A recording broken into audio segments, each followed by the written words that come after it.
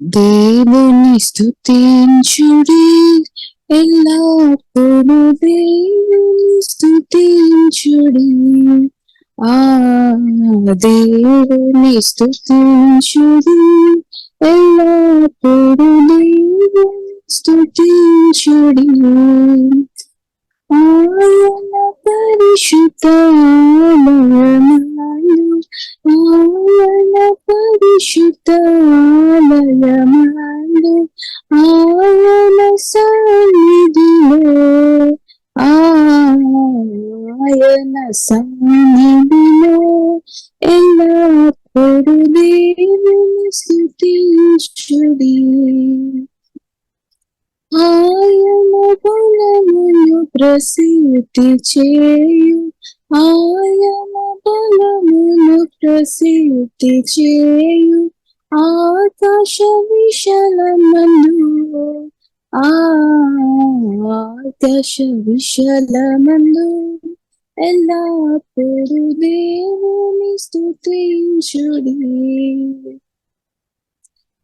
తంబురతోను నాట్యముతోను, తంబురతోను నాట్యముతోను, తంతి వాద్యములతో, తంతి వాద్యములతో ఎల్లప్పుడూ దేవుని స్తుతించుడి. దేవుని స్తుతించుడి, ఎల్లప్పుడూ దేవుని స్తుతించుడి.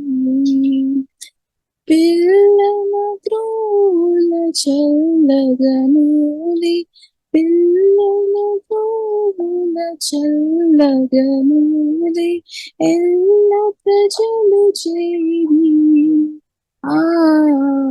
ఎల్ల ప్రజలు చేరి ఎల్లప్పుడూ దేవుని స్తుతించుడి.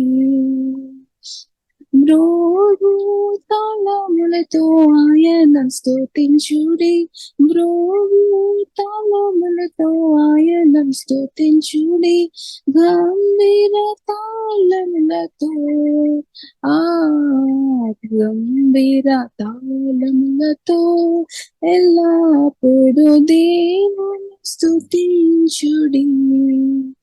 సకల ప్రాణులు యెహోవాను స్తుతించుడి, సకల ప్రాణులు యెహోవాను స్తుతించుడి.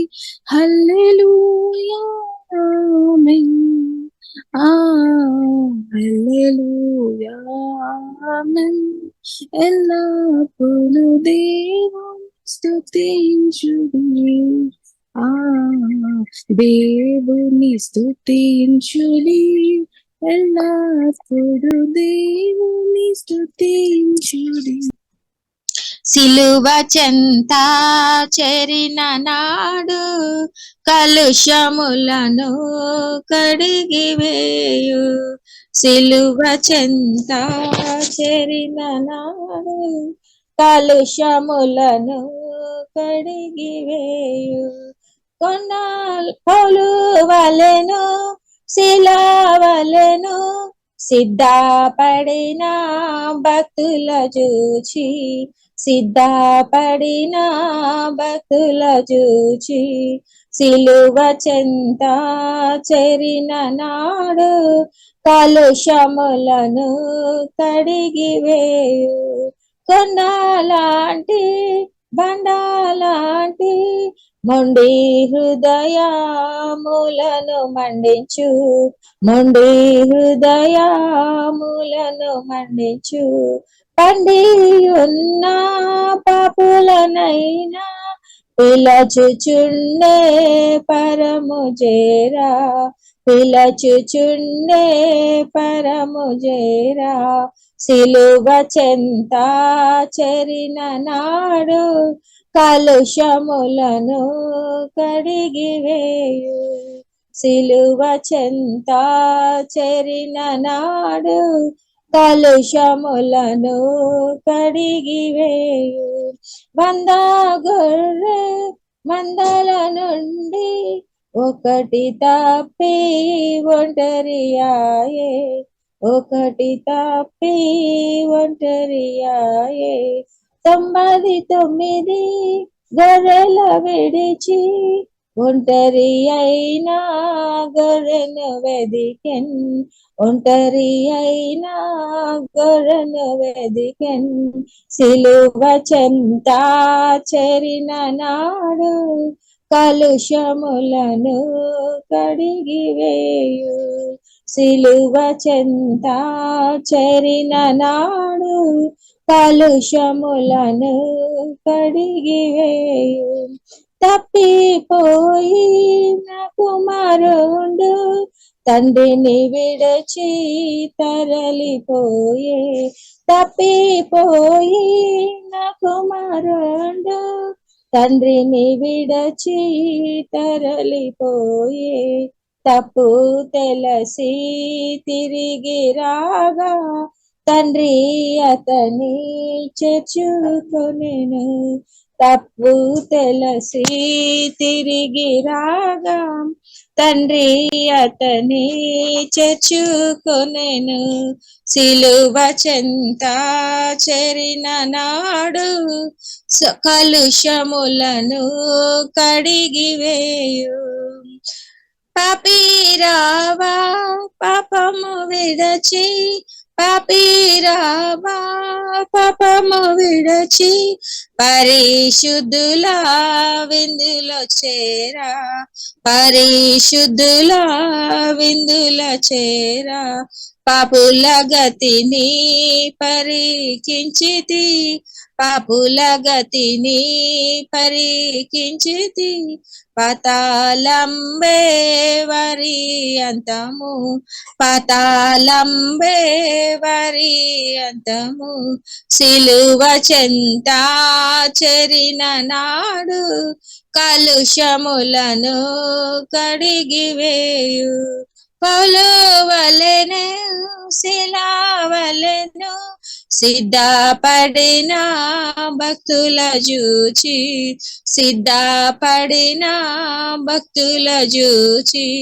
సిలువ చెంత చెరిన నాడు కలుషములను కడిగివేయు. ఆమేన్. ఆమేన్. ప్రేమించేద యేసు రాజా, నిన్నే ప్రేమించేదా, ప్రేమించేద యేసు రాజా, నిన్నే ప్రేమించేదా, ప్రేమించేదా, ప్రేమించేదా, ప్రేమించేదా, ప్రేమించేదా, ప్రేమించేదా. ప్రాణమున్నంత వరకు నీ మట్టిలో చేరే వరకు, నా ప్రాణమున్నంత వరకు నీ మహిమలో చేరే వరకు ఆరాధించద యేసు రాజా, నిన్నే ఆరాధించేదా, ఆరాధించద యేసు రాజా, నిన్నే ఆరాధించేదా, ఆరాధించేదా, ఆరాధించేదా, ఆరాధించేదా, ఆరాధించేదా, ఆరాధించేదా. ప్రాణమున్నంత వరకు నే మట్టిలో చేరే వరకు, నా ప్రాణమున్నంత వరకు నీ మహిమలో చేరే వరకు ప్రార్థించేద యేసు రాజా, నిన్నే ప్రార్థించేదా ప్రార్థించేదా యేసు రాజా నిన్నే ప్రార్థించేదా ప్రార్థించేదా ప్రార్థించేదా ప్రార్థించేదా ప్రార్థించేదా ప్రార్థించేదా ప్రాణమున్నంత వరకు నే మట్టిలో చేరే వరకు నా ప్రాణమున్నంత వరకు నే మట్టిలో చేరే వరకు సేవించేదా యేసు రాజా నిన్నే సేవించేదా సేవించేదా యేసు రాజా నిన్నే సేవించేదా సేవించేదా సేవించేదా సేవించేదా సేవించేదా సేవించేదా ప్రాణమున్నంత వరకు నే మట్టిలో చేరే వరకు నా ప్రాణమున్నంత వరకు నీ మహిమలో చేరే వరకు జీవించేదా యేసు రాజా నీకై జీవించేదా జీవించేదా యేసు రాజా నీకై జీవించేదా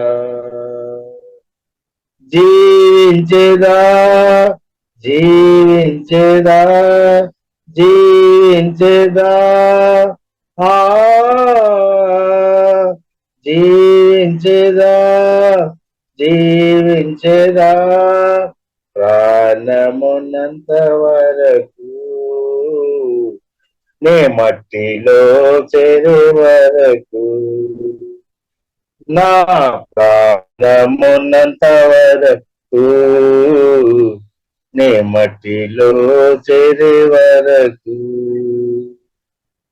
ప్రేమించేదా యేసు రాజా నిన్నే ప్రేమించేదా ప్రేమించేదా యేసు రాజా నిన్నే ప్రేమించేదా ప్రేమించేదా ప్రేమించేదా ప్రేమించేదా ప్రేమించేదా ప్రేమించేదా ప్రాణమున్నంత వరకు నీ మట్టిలో చేరే వరకు నా ప్రాణమున్నంత వరకు నీ మహిమలో చేరే వరకు నా ప్రాణమున్నంత వరకు నీ మహిమలో చేరే వరకు. హల్లెలూయా స్తోత్రం. హల్లెలూయా. ప్రియులారా, చక్కని ఒక ఉదయకాలం కూడా దేవుడు, చక్కని ఒక రోజు కూడా దేవుడు అనుగ్రహించినట్టు దేవునికి వందనాలు. చక్కని పాటలు, అలాగే పరిశుద్ధులతో కలిసి ప్రార్థన చేయడం, ఆరాధన చేయడం, ప్రియులారా దేవుడు మనకి ఇచ్చిన మంచి, దేవుడు ఇచ్చిన ఒక పద్ధతి అన్నమాట, ఆశీర్వాదం. దేవునికి స్తోత్రం. హల్లెలూయా. కాబట్టి ప్రియులారా దేవునికి స్తోత్రం. మన పరిశుద్ధాత్మ దేవుని ఆధారపడి పరిశుద్ధ గ్రంథం ప్రియులారా మనం ధ్యానిస్తాం. దానికి ఆధారంగా ప్రియులారా మనం మొదటి పేతురు రాసిన పత్రిక 5వ అధ్యాయము ప్రియులారా 5వ వచనం నుండి కొన్ని విషయాలు ప్రియులారా మనం చూస్తాం. మొదటి పేతురు రాసిన పత్రిక 5వ అధ్యాయము 5వ వచనం నుండి ప్రియులారా మనం, సరే 5వ వచనం ప్రియులారా చదువుతారా? చిన్నలారా, మీరు పెద్దలకు లోబడి ఉండి, మీరందరూ ఎదుటి వాని ఎడల దీన మనస్సు అనే వస్త్రము ధరించుకొని మిమ్మును అలంకరించుకున్నది. దేవుడు అహంకారులను ఎదిరించి దీనులకు కృప అనుగ్రహించును. ఆమేన్. ప్రియులారా, ఇక్కడ స్పష్టంగా రాయబడి ఉంది, పెద్దలకు లోబడి ఉండాలి అనమాట. పెద్దలు అంటే పరిశుద్ధాత్మతో నింపబడి వాక్యంతో నింపబడిన, అంటే మనకంటే స్పిరిచువల్ గా అనుభవం ఉన్న వారికి ప్రియులారా, వారిని దేవునికి మనం లోబడి ఉండాలి. దేవునికి మనం లోబడి ఉండాలి. ఫస్ట్ మన దేవునికి లోబడి ఉండాలి, దేవుని కలిగి ఉండాలి, యేసుక్రీస్తును కలిగి ఉండాలి, యేసుక్రీస్తుకు లోబడి ఉండాలి. ఇలాగే ప్రియులారా, బైబిల్ మనకు నేర్పిస్తుంది, చిన్నలారా మీరు పెద్దలకు లోబడి ఉండుడి. Young men in the same way be submissive to those who are older. అంటే ఓల్డర్ అంటే మనం అర్థం చేసుకోవాలి, ఆత్మీయంగా అంటే స్పిరిచువల్ గా వారు మెచ్యూరిటీలో, మనకంటే మెచ్యూరిటీలో వారు ఉన్నారన్నమాట. వారికి ప్రియులారా, వారు చెప్పిన మాటకి మనం వినాలి అనమాట. విని అది విధేయ చేసుకోవాలి. అంటే లీడర్షిప్ ఉండాలి అనమాట. దానికి అర్థం లీడర్షిప్. యేసుక్రీస్తు మొదటిగా మనం యేసుక్రీస్తుకు లోబడాలి. అలాగే దేవుడు ప్రియులారా, ఈ భూమిలో మనం బ్రతున్నప్పుడు స్పిరిచువల్ లీడర్స్ ను దేవుడు మనకు అనుగ్రహిస్తారు. ఎందుకంటే ఈ భూమిలో రకరకాల సమస్యలు మనకు అందరికీ ఉన్నాయి. ఇప్పుడు మనకంటే ముందు ప్రియులారా కొన్ని అనుభవాలు కలిగిన వారు, అంటే శ్రమలు అనుభవాలు వెళ్ళి దాన్ని జయించుకొని ముందుకు వెళుతున్న వారు ఉన్నారనమాట. అలాంటి ఉన్న వారు ఒక సలహలు ప్రియులారా మనం తీసుకోవడం మంచిదనమాట. వారికి లోబడి ఉండడు అని రాయబడింది. తగ్గింపు కొందరికి అది ఉంది, కొందరికి అది లేని పరిస్థితి ఉంది. దేవునికి స్తోత్రం. కాబట్టి తగ్గింపు ఉండాలి అని పరిశుద్ధ గ్రంథం ప్రియులారా మనకు నేర్పిస్తుంది. దేవుడు గలాతీయులకు రాసిన పత్రికలో మనం 4వ అధ్యాయంలో మనం చూస్తున్నాము, మొదటి వచనంలో ప్రియులారా మనం చూస్తున్నాము, దేవుని చిత్తం అనమాట. అంటే ఒక సమయం దాకా మనం అలాగ ఉండాలి అనమాట. తర్వాత కాబట్టి ప్రియులారా మనం అర్థం చేసుకోవాలి, మన ఒక లీడర్షిప్ కింద మనం ఉన్నప్పుడు దేవుడు మనల్ని నేర్పిస్తాడు, చాలా విషయాలు నేర్పించి మనల్ని కూడా ఒకప్పుడు లీడర్ గా లేపుతాడు అనమాట. లేపి మన కింద కూడా చాలా మంది శిష్యులు దేవుడు అనుగ్రహిస్తారు. ఇప్పుడు లీడర్షిప్ కింద లేదా లోబడి ఉండడం నేర్చుకోలేదంటే ప్రియులారా మనం ఇద్దరును మనం స్వయంగా నేను లీడర్ అని చెప్పుకొని బ్రతని వారు కూడా కొందరు ఉండవచ్చు. కాబట్టి మన ఆత్మీయ జీవితంలో ఒక భాగం అనమాట ఇద్దరు అంటే స్పిరిచువల్ లీడర్షిప్.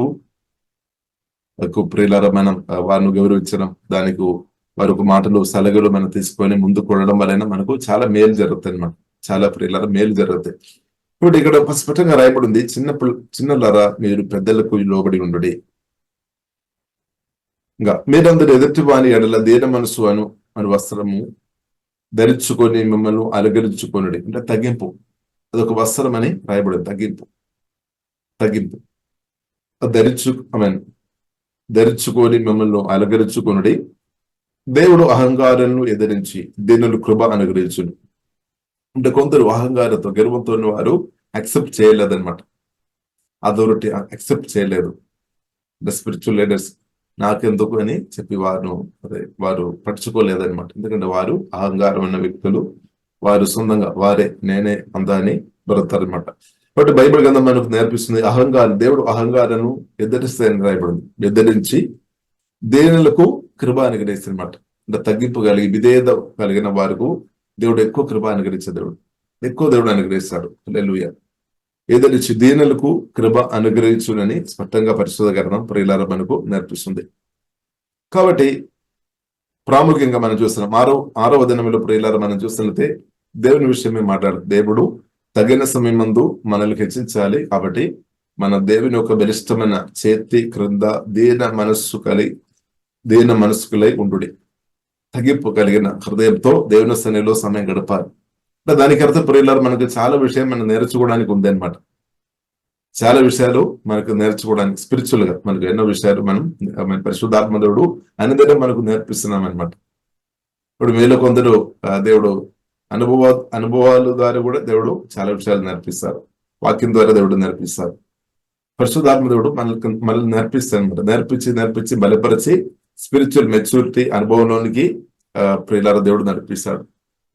క్రమంగా నడిపిస్తాడు. లేదు కాబట్టి ప్రియులారా మనం అర్థం చేసుకోవాలి, దేవుడు మనం ఊహించినట్టు కాదు.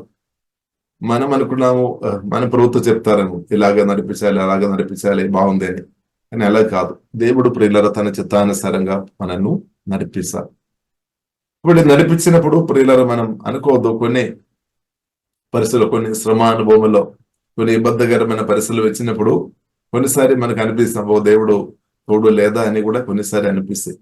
కాబట్టి ప్రియులు దేవుడు మాత్రం స్పష్టంగా చెప్పారు, పిలిచిన దేవుడు స్పష్టంగా చెప్పారు, నేను ఏమాత్రమే విడువను, ఎన్నడూ ఎడబాయను. కాబట్టి ఎంత శ్రమ అనుభవంలో మనం వెళుతున్నప్పుడు కూడా దేవుడు మాత్రం ప్రియులారా మనం అర్థం చేసుకోవాలి, మనల్ని మర్చిపోయే దేవుడు కాదు, అస్సలు మర్చిపోలేదన్నమాట. ఎందుకంటే దేవుడు వాగ్దానం చేసి ఆమె చేశారు. ఎందుకంటే దేవుడు మంచి దేవుడు, ఎన్నో ఏమాత్రం విడువను, నేను ఎన్నడూను ఎడబాయను అని దేవుడు చెప్పారు. కాబట్టి ప్రియులారా దేవుడు మనల్ని పిలిచిన దేవుడు రకరకాల అనుభవంలో ప్రియులారా మనల్ని నడిపిస్తారు. కాబట్టి మన ఇశ్రాయేలు ప్రజలు మన గురించి మనం చూసినట్లయితే కూడా దేవుడు వారిని పిలిచారు, దేవుడు రకరకాల స్థాయిలో వారిని నడిపించినట్టు ప్రియులారా మనం చూస్తున్నాం. కొన్నిసారి వారు చాలా ఉన్నతమైన స్థాయిలో నడిపించినట్టు చూస్తున్నాం, కొన్ని తగ్గింపు అనుభవంలో కూడా నడిపించినట్టు ప్రియులారా మనం చూస్తున్నాం. ఇప్పుడు తగ్గింపు అనుభవంలో దేవుడు ఎందుకు నడిపించామని కూడా బైబిల్ గ్రంథం మనకు నడిపిస్తుంది. వారి హృదయంలో ఏముంది, అది బయటపడాలి అనమాట. కాబట్టి మనం మొదటి కొరింథీయులకు రాసిన పత్రికలో మనం చూస్తున్నాం, 11వ అధ్యాయంలో మనం చూస్తున్నాము, మీ మధ్యలో కలహాలు లేదంటే సమస్యలు జరిగినప్పుడు అప్పుడు ప్రియులారా నిజమైన విశ్వాసే లేదంటే నిజమైన ఆత్మీయుడు అర్థమవుతాయి. ఒక సంఘంలో గాని, ఒక కుటుంబంలో గాని, లేదంటే ఒక ఇంటిలో గాని, లేదంటే ఒక సంఘంలో గాని ఏదైనా సమస్యలు జరిగినప్పుడు అర్థమైపోతాయి నిజమైన ఆత్మీయుడు ఎవరు, నిజమైన ఆత్మీయురాలు ఎవరని అప్పుడు అర్థమవుతాయి. లేదంటే మనకు అర్థం కాదు. ఎందుకంటే నిజమైన ఆత్మీయుడు సమస్యలు వచ్చినప్పుడు వారి యొక్క మాటలు, విధానాలు, చూపు అంత మనకు తేడా మనకు అర్థమవుతాయి. ఆత్మీయుడు కాలేని వ్యక్తి విషయం కూడా మనకు అర్థమవుతుంది. ఇప్పుడు మనం అనుకున్నాము, నేను ఆత్మీయుడు ఉన్నాము, ఆత్మీయురాలు ఉన్నామని మనం అనుకున్నాం, మంచిది, ఆత్మీయుడు ఉండాలి, ఆత్మీయురాలు ఉండాలి. కాబట్టి ప్రియుల దేవుడు కొన్ని అనుభవాలు పర్మిషన్ ఇస్తాయి అనమాట, కొన్ని విషయాలకు అనుమతిస్తాయి, కొన్ని టెస్టింగ్ జరుగుతాయి. టెస్టింగ్ జరిగినప్పుడు మనం ఎలా ఉన్నాము, మన నోరు ఎలా ఉన్నాము, స్తోత్రం, అలాగే మన నాలుక ఎలా ఉంది, మన క్రియలు ఎలా ఉంది, స్తోత్రం. ఒక ఆత్మీయుడుగా ఉన్నారా లేదంటే అనాత్మీయుడుగా మనం పిల్లలప్పుడు మనం మాట్లాడుతున్నామా, చేస్తున్నామా. కాబట్టి దేవుడు అది తప్పకుండా చూపిస్తారనమాట. చూసే దేవుడు, మనకు చూపించే దేవుడు, దేవునికి స్తోత్రం. ఇప్పుడు ప్రియులు మనకు అర్థమవుతాయి. అప్పుడు నేను ఇంకా కూడా ఆత్మీయుడుగా ఉండాలి, ఇంకా కూడా నేను ప్రార్థన చేయాలి, ఇంకా కూడా వాక్యం నేర్చుకోవాలి, ఇంకా కూడా పరిశుద్ధాత్మలు ఆధారపడాలి అనే దేవుడు స్పష్టంగా ప్రియుల దేవుడు రియల్ గా దేవుడు చూపించే దేవుడు అనమాట. రియల్ గా మనం తప్పకుండా దేవుడు చూపిస్తాడు. కాబట్టి ప్రియులరా మనం అర్థం చేసుకోవాలి, ఏదైనా కూడా దేవుడు పిలిచిన దేవుడు ప్రియులరా నమ్మదైన దేవుడు. ఇప్పుడు మనం చూస్తున్నాము యోసేపుతో దేవుడు మాట్లాడారు, దర్శనాల ద్వారా దేవుడు మాట్లాడారు. యోసేపు గురించి దేవునికి గొప్ప ఉద్దేశం ఉంది. అయినప్పుడు కూడా ప్రియులరా మనం చూస్తున్నట్టే దానికి తగినట్టు లేదంటే యోసేపు గురించి దేవుని గొప్ప నాలుగు ఉన్నప్పుడు కూడా, యోసేపు కాదు అర్థమైనప్పుడు కూడా తన తల్లిదండ్రులతో చెప్పాము, సహోదరులతో చెప్పాము, కానీ సహోదరులు అది అర్థం చేసుకోలేకపోయింది అనమాట.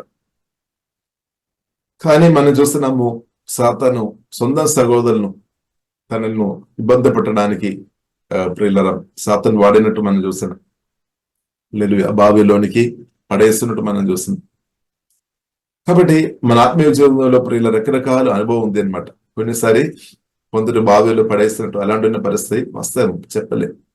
కొందరు అమ్మేస్తారేమో, కొందరు తర్వాత మనం చూస్తున్నాము పోతిఫర్ యోసేపును డబ్బు పెట్టుకొని వెళ్ళినప్పుడు కూడా పోతిఫర్ ఇంటిలో చాలా నమ్మకం ఉన్నప్పుడు కూడా అక్కడ కూడా మనం చూస్తున్నాము, నమ్మకంగా ఉన్నప్పుడు కూడా నిందలు, అవమానాలు, అబద్ధాలు దళ్ళ ద్వారా చెప్పినట్టు ప్రియులు సాతాను అలాగే పోతిఫర్ ఒక భార్యను వాడుకున్నట్టు ప్రియులారు మనం చూస్తున్నాం.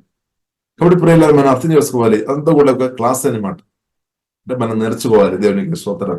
బావిలో ఉన్నప్పుడు దేవుని ప్రేమ మనకి ఎక్కువ అర్థమైపోతుంది. ఎందుకంటే మనం కొన్నిసారి మనం అనిపిస్తేమో నా తల్లి లేదంటే నా నాన్న లేదంటే నా బ్రదర్, నా సిస్టర్, నా వారు నన్ను ఎక్కువ చూస్తారు, ఎక్కువ ప్రేమిస్తారు, వారు నన్ను ఎక్కువ వారు చూస్తారని మనం అనుకున్నారని. కానీ తర్వాత యోసేపుకు అర్థమైంది దేవుని కంటే ఇంకా గొప్పవారు, సజీవుడైన జీవం గల దేవుని కంటే నన్ను ప్రేమించే, నన్ను పోషించే, నన్ను బలపరిచే, నన్ను కాపాడి నడిపించే వారు దేవుని కంటే ఇంకా ఎవరు లేదని ప్రియులారా చాలా స్పష్టంగా యోసేపుకి అర్థమైంది. ఇప్పుడు ఈ వాక్యం విన్న ప్రియులారా మీకు అర్థమవుతుందేమో. మీరు అనుకున్నారు పలానా వ్యక్తి మీ మనసులో కళలు పెట్టుకొని ఊహలు కళలు పెట్టుకొని ఉండవచ్చు. కానీ దేవుడు స్పష్టంగా నేర్పిస్తారు మనకు. యేసుక్రీస్తు అలాగే ప్రియులారా ఇంకెవరు లేదు, సజీవుడిన దేవుడు అలాగే ఎవరు లేదు. మనం అనుకున్నాము పలానా వారు మనకు అందజేస్తాడని. ఇప్పుడు ప్రియులు సత్యం మనం అర్థం చేసుకోవాలి, దేవుడు ఇలాగ ఇంకా ఎవరు లేదు. ఇప్పుడు అది మనం అర్థం చేసుకోవాలి. అర్థం చేసుకోలేదు అంటే దేవుడు తప్పకుండా నేర్పిస్తాడు. పరిశుద్ధాత్మ దేవుడు ప్రియులు నేర్పిస్తాడు. వాక్యం ద్వారా కానీ, ఆత్మ ద్వారా కానీ, అనుభవాల ద్వారా కానీ దేవుడు స్పష్టంగా నేర్పిస్తాడు. కాబట్టి ప్రియులరా, దేవుడు మనను నేర్పించే దేవుడు. అది మన కీడు కోరిక కాదు, మేలు కోరిక అనమాట. ఎంత త్వరగా మనం దేవుడు గొప్పవాడని, అంటే దేవునిలో ఆధారపడి బ్రతకడం మనం నేర్చుకోవడం, అది దేవునికి ఇష్టం. హల్లెలూయా. అదే దేవునికి చిత్తమని కూడా ప్రియులారా మనం అర్థం చేసుకోవాలి. దానికి అర్థం మన మనుషులతో సంబంధం వద్దని కాదు, మన హృదయం దేవునిలో ఆధారపడాలి. లేదు అంటే బైబిల్ గ్రంథం ప్రియులారా మనకు నేర్పిస్తుంది. ఒకసారి చదువుదామా? యెరెమీయా గ్రంథము 17 అధ్యాయము ప్రియులారా 5వ వచనంలో రాయబడింది. యెరెమీయా గ్రంథము 17వ అధ్యాయము 5వ వచనంలో రాయబడింది.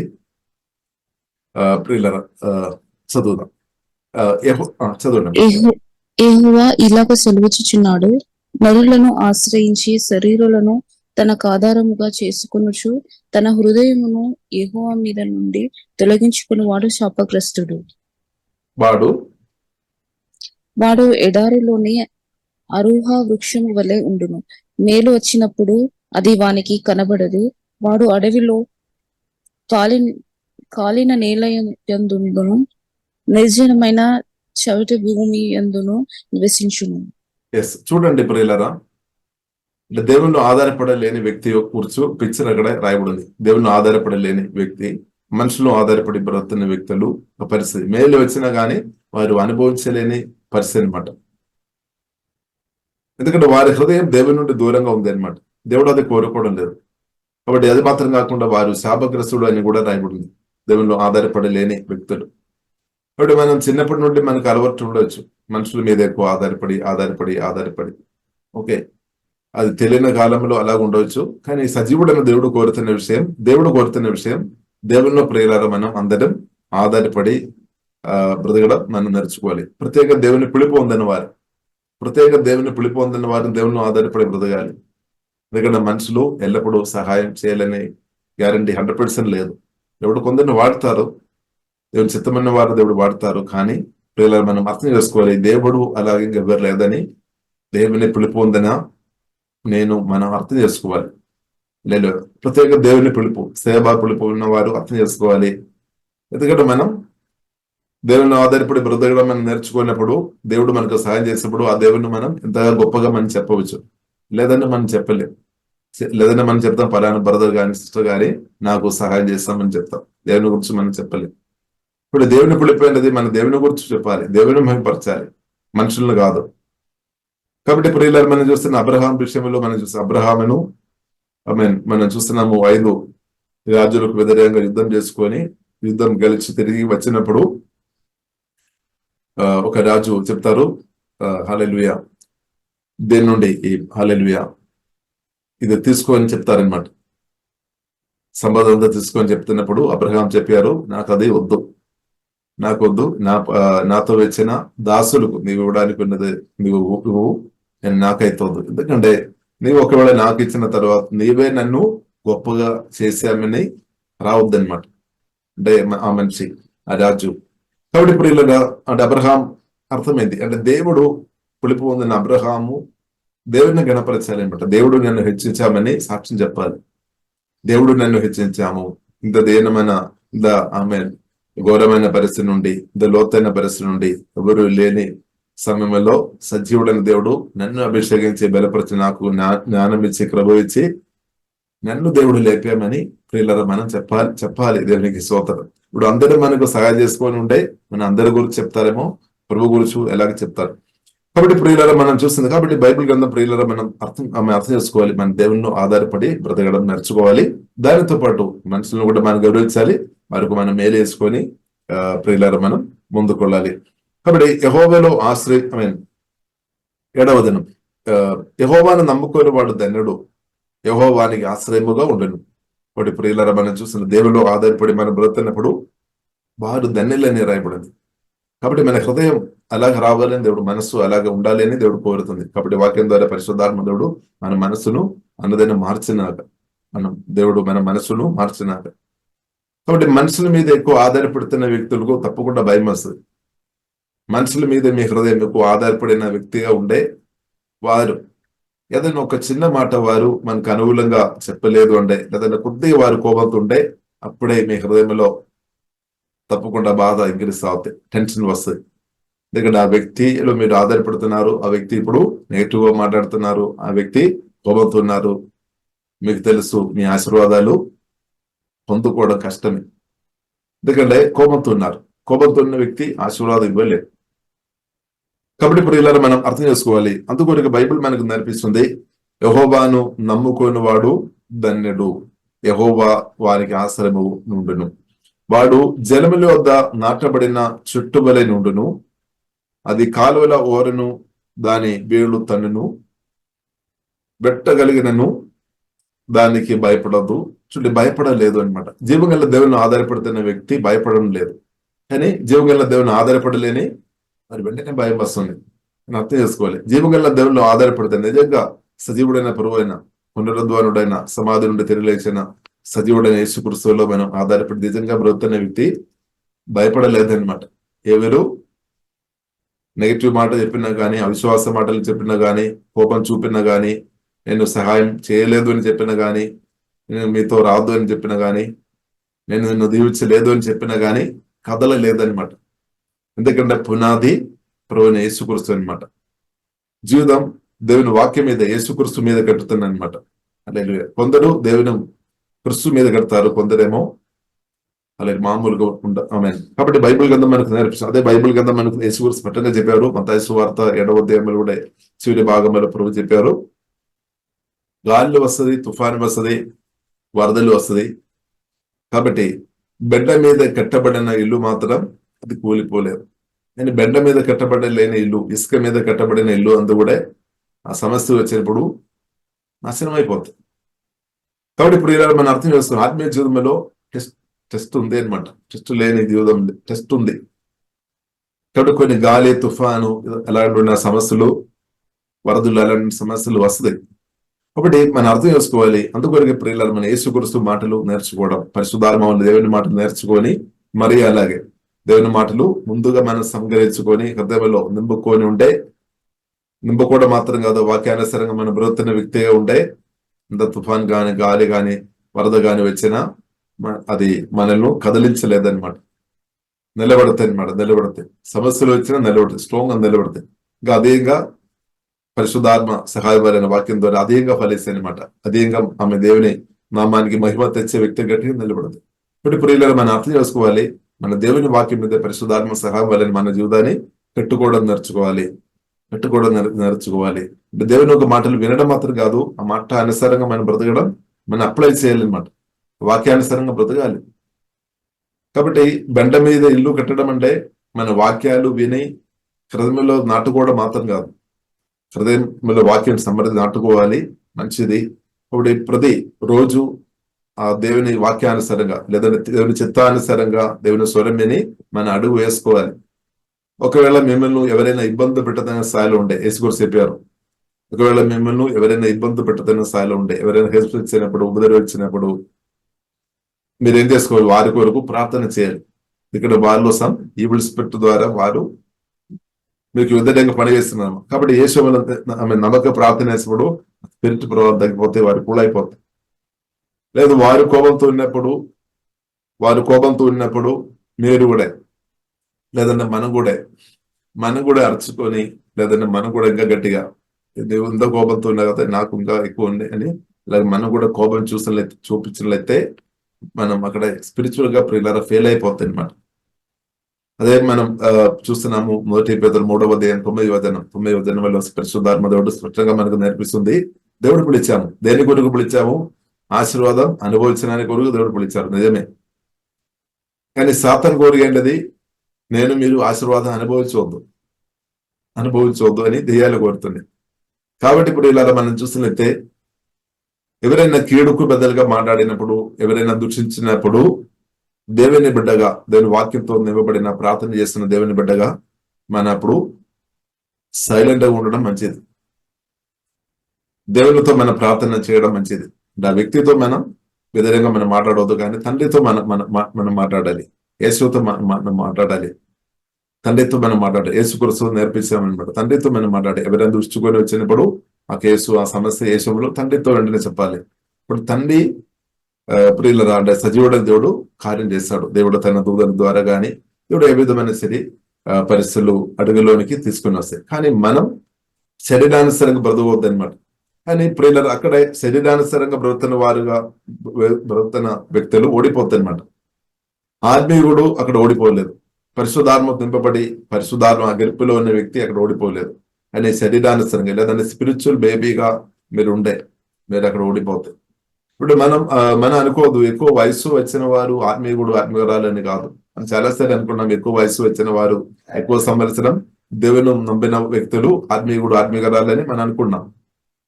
కానీ ప్రియుల బైబిల్ మనకు నేర్పిస్తే ఎవరైతే పరిశుద్ధాత్మ నింపబడి లేదంటే ఎవరైతే పరిశుద్ధాత్మ ప్రభావంలో బ్రతుకుతున్న వారు ఆత్మీయురాలని అర్థం చేసుకోవాలి. కాబట్టి ప్రియులారు మన పరిశుద్ధాత్మ సహాయం మనకు అవసరం.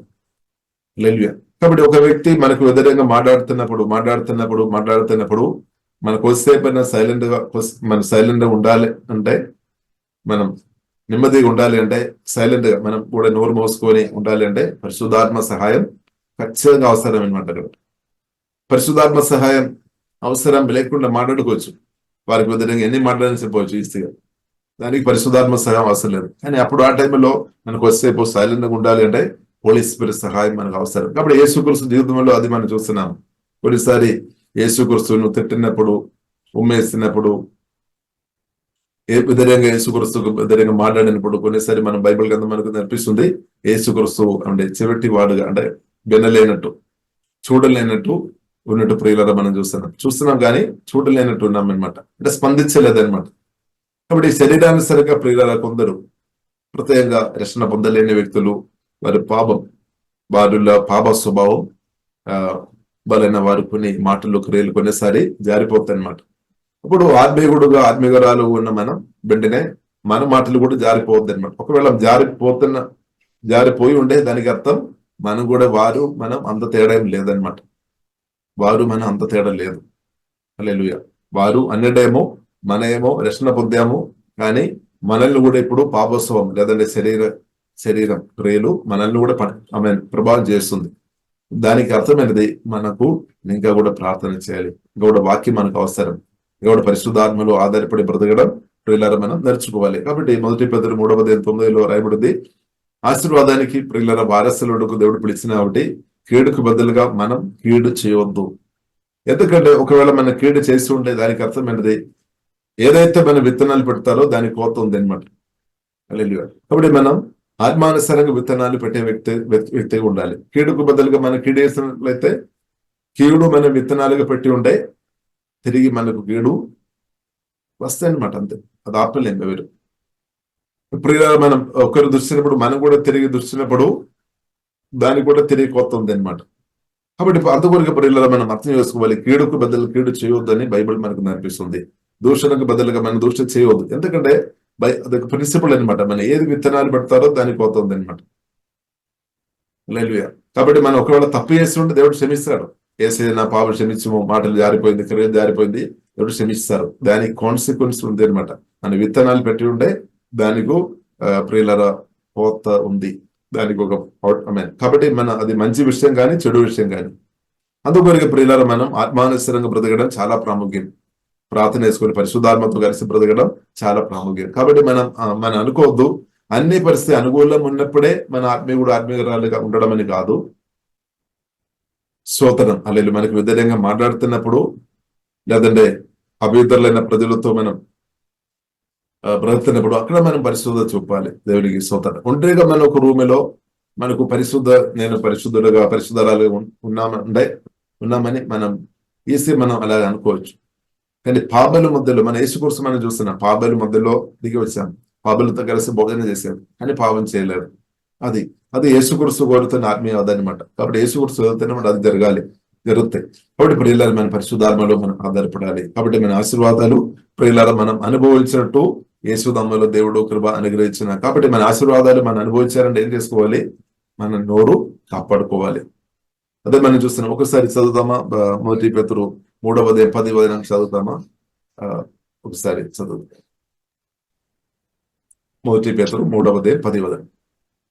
జీవమును ప్రేమించి మంచి దినంలో చూడగోరువాడు చెడ్డదాన్ని పలుకకుండా తన నాలుకను కపటపు మాటలు చెప్పకుండా తన పెదవులను కాచుకొనవలెను. చూడండి, పెదవులు కాచుకోవాలి.